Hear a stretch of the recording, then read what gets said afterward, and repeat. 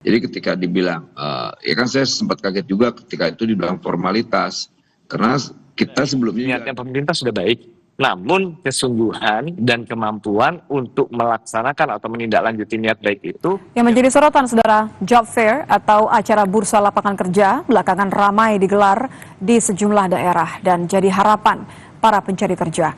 Bisakah ini menjadi solusi para pencari kerja di tengah sorotan efektivitas forum seperti job fair?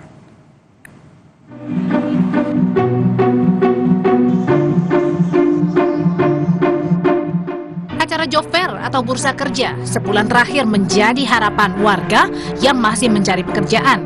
Bursa seperti ini tak hanya didatangi lulusan baru, tapi sejumlah pencari kerja usia di atas 40 tahun juga ikut mengadu peruntungan mendapatkan pekerjaan.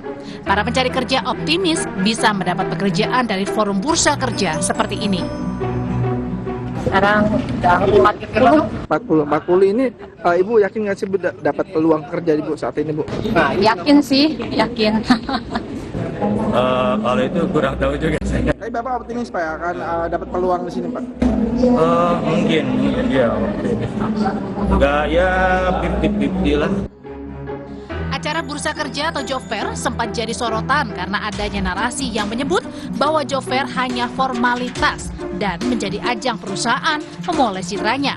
Namun Wakil Wali Kota Jakarta Barat Yuli Hartono membantah kegiatan job fair hanya formalitas.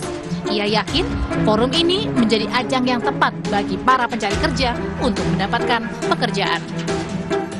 Banyak sekali info bahwa HRD hanya formalitas saja untuk acara ini. Tadi juga ada beberapa, kita lihat para pendaftar tuh ngomong ke saya, ini cuma formalitas ya Mbak, bisa nggak ada verifikasi? Enggak, itu hanya perasaan. Ayo, semangat gitu. Catatan soal penyelenggaraan job fair diberikan Direktur Eksekutif Selios Bima Yudhistira yang menilai padatnya acara job fair seperti mencerminkan belum cukup tersedianya lapangan kerja yang disiapkan pemerintah. Kegagalan pemerintah menciptakan lapangan kerja. Sekarang justru kecenderungannya adalah di tengah lapangan kerja yang semakin sempit, job fair di mana-mana. Jadi masyarakat tidak menangkap itu sebagai pemerintah melakukan inisiatif untuk menyerap tenaga kerja, tapi justru sebaliknya. Karena gagal menciptakan lapangan kerja, makanya mereka membuat job fair yang nggak seimbang antara yang datang dengan posisi yang tersedia. Saat ini Indonesia tercatat berada di posisi tertinggi kedua di Asia Tenggara karena memiliki tingkat pengangguran sebesar 5%. Meskipun Istana membantah hal itu dan menyatakan berdasarkan data Badan Pusat Statistik, jumlah pengangguran terbuka di Indonesia menurun. Tim Liputan, Kompas TV. Viralnya narasi bahwa job fair hanya formalitas dan ada perusahaan yang dipaksa ikut meski sedang tidak buka lowongan menjadi sorotan dan perbincangan di media sosial. Apa yang ditujukan penyelenggara job fair agar keraguan terhadap acara ini bisa ditepis? Untuk mengulasnya sudah bersama kami Wakil Menteri Tenaga Kerja Immanuel Ebenezer dan konsultan SDM atau HR Consultant Hasan Askari. Selamat petang Bang Noel, selamat petang Mas Hasan. Selamat sore, Mbak Anissa.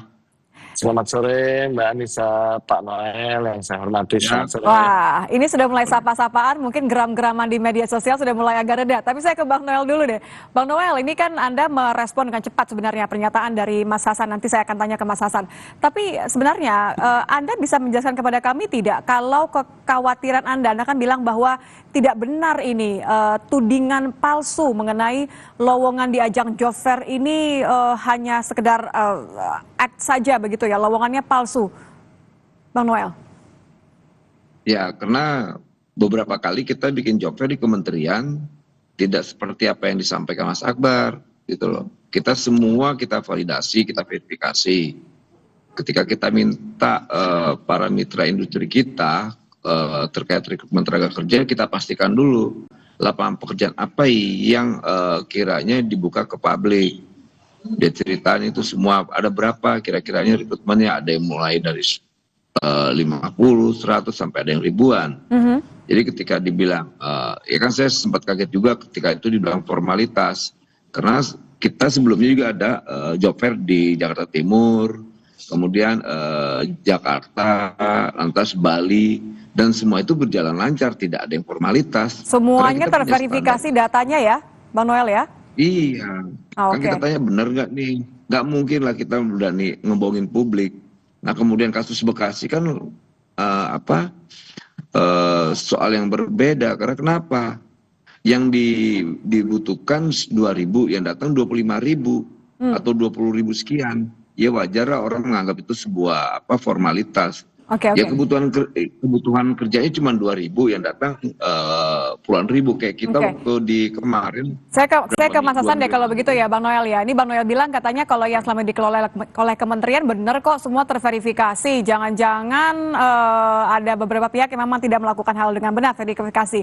Tapi kalau Mas Hasan melihatnya, ini memang hanya mengacu kepada yang kemarin saja, yang isunya karena jumlah pelamarnya terlalu membludak dibandingkan lowongan yang dibuka, atau Anda punya data yang berbeda?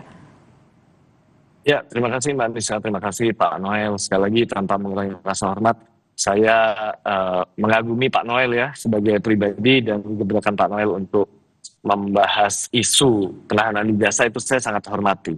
Nah, sekarang ini kita ngomongin soal job fair. Saya waktu melihat job fair di Bekasi di media sosial itu hati saya remuk, Pak Karena? dan Mbak. Remuk karena melihat itu adik-adik kita, saudara-saudara kita. Saya membantu teman-teman di komunitas saya, itu ada 930 orang, Unreal, University of Realistic Psychology, itu memang fokusnya pada membantu mereka mencari kerja, meningkatkan kapasitas mereka, membantu membekali mereka dengan pemahaman profesional, sehingga waktu mereka mencari kerja itu lebih mudah mendapatkan pekerjaan. Anda sedih karena nyatanya susah sekali mencari kerja, atau Anda sedih karena tahu bahwa ada lowongan-lowongan yang tidak benar begitu? Temuan Anda apa sebenarnya, Mas Hasan? Saya sedih adanya job fair yang di momen-momen ketika masyarakat sedang butuh pekerjaan dilaksanakan dengan persiapan yang menurut saya sekali lagi kurang matang. Nah, lalu apakah seluruh job fair demikian? Tentu tidak, persis seperti yang dikatakan Pak Noel. Namun kalau kita mau melihat data dan penelitian, ini bahkan penelitiannya dipublish di journals.kemenaker.go.id, bahwa di penelitian IFLS ya, gelombang kelima, ditemukan peluang pencari kerja untuk mendapatkan pekerjaan melalui job fair yang dilaksanakan oleh pihak swasta, efektivitasnya itu mencapai 77,8%. Namun ketika dilakukan studi komparatif, efektivitas ini belum tercermin pada job fair yang diselenggarakan oleh pemerintah, yang seringkali dianggap kurang efektif dalam menghubungkan pencari kerja dan lowongan yang sesuai. Faktor sampai tidak efektifnya apa, Mas Hasan? Nah, baik. Kalau faktor tidak efektifnya, jika kita melihat job fair itu kan satu proses dalam menyelesaikan isu penyerapan tenaga kerja. Tapi sebelum ada job fair itu harus ada preparasi dulu. Preparasi yang bisa dilakukan sama pencari kerja, yaitu mencari tahu apa sih skill-skill yang dibutuhkan industri saat ini. Lalu dia upgrade dirinya sendiri, self-training. Itu dari pencari kerja. Kalau PR atau pra-event ya, preparasi yang sebaiknya dilakukan oleh industri, oleh perusahaan-perusahaan, yang mereka benar-benar mencari tahu di mana sih kandidat-kandidat itu berada. Jangan sampai mereka mau mencari ikan koi tapi di tambak misalnya. Jangan sampai mereka mau mencari burung tapi di Gunung Sahara, itu nggak ketemu. Itu yang bisa dilakukan oleh perusahaan. Nah, selanjutnya yang paling penting yang bisa dilakukan oleh pemerintah. Yang bisa dilakukan oleh pemerintah adalah yang pertama, memastikan yang datang, yang hadir, kandidat-kandidatnya itu udah disesuaikan dengan kebutuhan perusahaan yang menjadi pengisi acara job fair. Acara job fair. Ya. Makanya Anda bilang bahwa ini terkesan formalitas begitu, karena tidak ada kecocokan antara yang dibutuhkan perusahaan dengan skill yang dimiliki oleh pelamar kerja.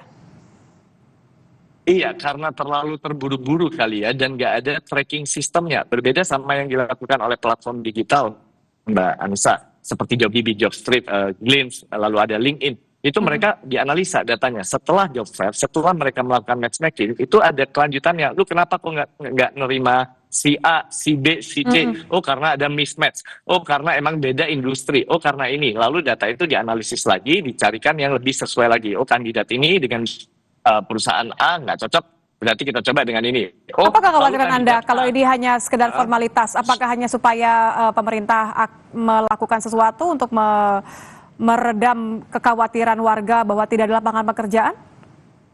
Enggak ada. Kalau menurut saya niatnya sudah baik, niatnya pemerintah sudah baik. Namun kesungguhan dan kemampuan untuk melaksanakan atau menindaklanjuti niat baik itu yang memang kita perlu duduk bareng sepertinya. Nah, saya tuh inginnya pemerintah itu kolaborasi dengan kita, dengan orang-orang HRD, dengan praktisi, lalu dengan industri-industri yang swasta misalnya ya, supaya bisa dikerjasamakan gitu. Gimana ya supaya caranya cocok jelas bikin begitu job fair? ya?